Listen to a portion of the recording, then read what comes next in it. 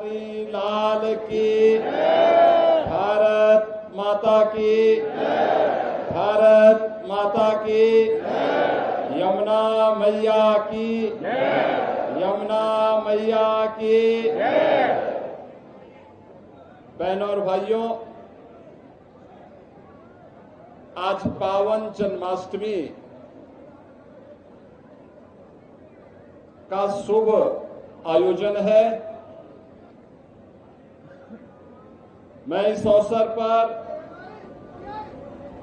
संपूर्ण वृंदावन वासियों को, उत्तर प्रदेश वासियों को और पूरे देश और पूरी दुनिया के अंदर जहां कहीं भी सनातन धर्मावलंबी निवास करता है और हमारे कान्हा के प्रति श्रद्धा का भाव रखता है, उन सबको मैं आज की इस पावन तिथि की हृदय से बधाई देता हूं। और उन सबके लिए अभी मैं श्री कृष्ण कन्हैया के श्री चरणों में ही प्रार्थना करके आया हूं कि उनके जीवन में शुभ और मंगल ही मंगल हो, ये कृपा उनकी सदैव बनी रहे। बहनों और भाइयों,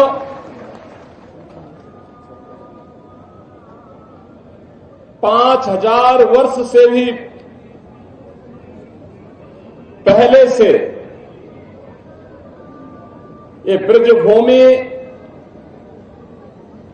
भगवान श्री विष्णु के पूर्ण अवतार के रूप में द्वापर में अवतरे भगवान श्री कृष्ण के पावन अवतार और लीला की भूमि के रूप में जानी जाती है।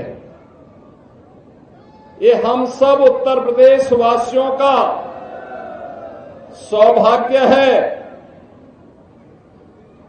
कि भगवान श्री विष्णु के जो अनेक अवतार हुए हैं, उन्होंने अपने अवतार से उत्तर प्रदेश की भूमि को बार बार कृतार्थ किया है। अगर अयोध्या से राम जन्मभूमि के रूप में जानी जाती है, तो हमारी मथुरा भगवान श्री कृष्ण के पावन अवतरण की भूमि है।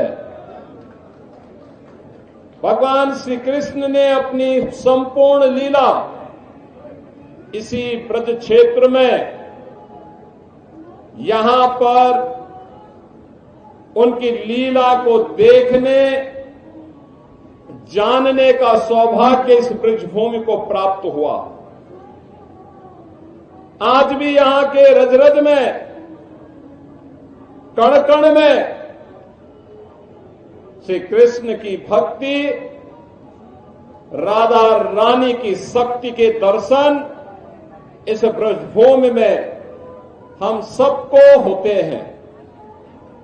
जो भी कृष्णमय हुआ, उसने अपने जन्म और जीवन को धन्य कर दिया। बहन और भाइयों, ये हमारा सौभाग्य है कि मुझे पिछले 8-9 वर्षों से हर वर्ष 2 बड़े आयोजनों में यहां पर साक्षी बनने का अवसर प्राप्त होता है। जन्माष्टमी का पावन पर्व भी और बरसाना में रंगोत्सव के पावन आयोजन में भी। और इसीलिए हमारी सरकार ने तय किया कि हम लोग मथुरा, वृंदावन, बरसाना, गोकुल, बलदेव, गोवर्धन और राधा कुंड को तीर्थ के रूप में उसकी पौराणिक मान्यता को फिर से बहाल करेंगे। एक डबल इंजन की सरकार प्रधानमंत्री मोदी जी के मार्गदर्शन और नेतृत्व में इस पूरे अभियान के साथ पूरी प्रतिबद्धता के साथ लग करके अपनी आध्यात्मिक विरासत के संरक्षण के लिए और श्रद्धालु जनों की सुविधा के लिए अत्याधुनिक विकास के लिए प्रतिबद्ध है। ब्रज क्षेत्र के विकास के लिए ब्रज तीर्थ विकास परिषद यहां पर कार्य कर रहा है। सभी माननीय हमारे जनप्रतिनिधिगण मार्गदर्शन दे रहे हैं और कृष्ण कन्हैया की कृपा जो है यह क्षेत्र विकास के नित नए प्रतिमान को स्थापित कर रहा है। आज उत्तर प्रदेश अपनी आध्यात्मिक विरासत और अत्याधुनिक विकास के लिए देश और दुनिया के अंदर एक नए प्रतिमान को स्थापित कर रहा है। और आज ये मेरा सौभाग्य है कि जन्माष्टमी के अवसर पर मुझे स्वयं कान्हा की इस पावन जन्मस्थली पर आने का सौभाग्य प्राप्त हुआ है। आप सभी के दर्शन भी हुए। आप सभी को मैं एक बार फिर से पूरे ब्रज वासियों को, मैं पूरे प्रदेश वासियों को आज के इस पावन पर्व पर मैं हृदय से बधाई देता हूं। हमारा संकल्प होना चाहिए जो प्रधानमंत्री जी ने देश के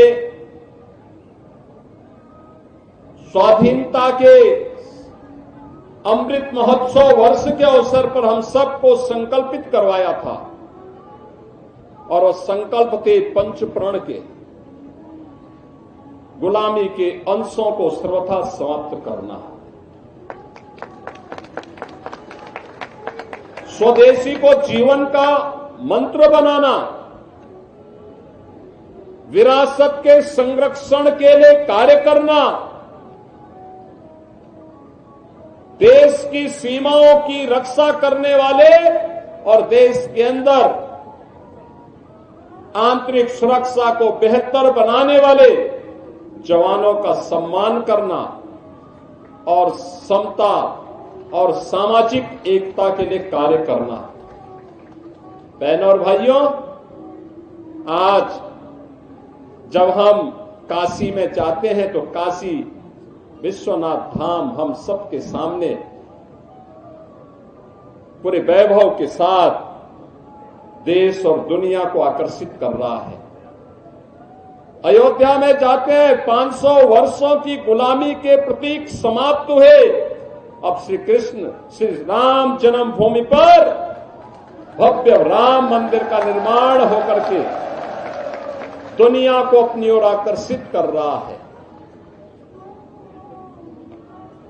हम लोग योग माया की उस पावन भूमि पर जाते हैं जो विंध्यवासिनी धाम के रूप में आज दुनिया को अपनी शक्ति का एहसास करा रही है। वहां पे भी एक भव्य कॉरिडोर बनकर के दुनिया के श्रद्धालुओं को अपनी ओर आकर्षित कर रही है। श्रद्धालु जनों की बेहतर सुविधा।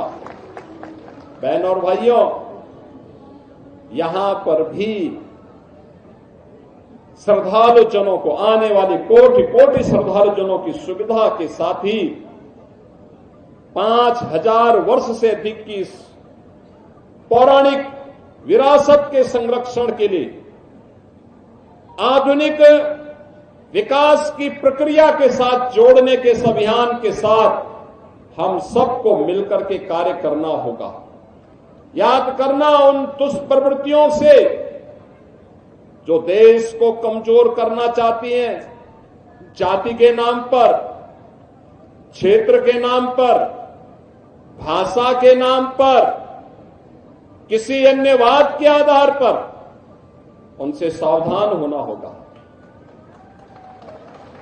गौ संरक्षण के लिए अपने आप को समर्पित करना होगा और गौ संरक्षण का आदर्श केंद्र भी आज के दिन पर हमारा ये मथुरा वृंदावन बना हुआ है।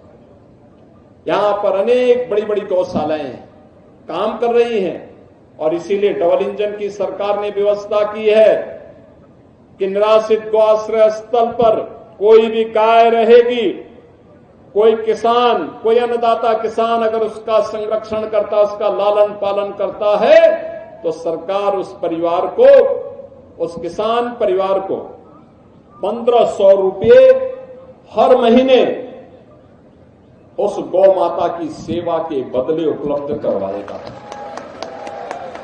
16 लाख से भी गौवंश का संरक्षण वर्तमान में प्रदेश के अंदर किया जा रहा है। लगातार इस पर सरकार कार्य कर रही है क्योंकि हमारे जो प्रतीक हैं सनातन धर्म के, मां गंगा है, मां यमुना है, गौ माता है, गायत्री है, हमारे तीर्थ हैं। जब तक ये है सनातन का ध्वज ऐसे ही दुनिया का मार्गदर्शन करता रहेगा, विश्व बंधुत्व के भाव के साथ दुनिया को एकता और शांति और सौहार्द का मार्गदर्शन करता रहेगा।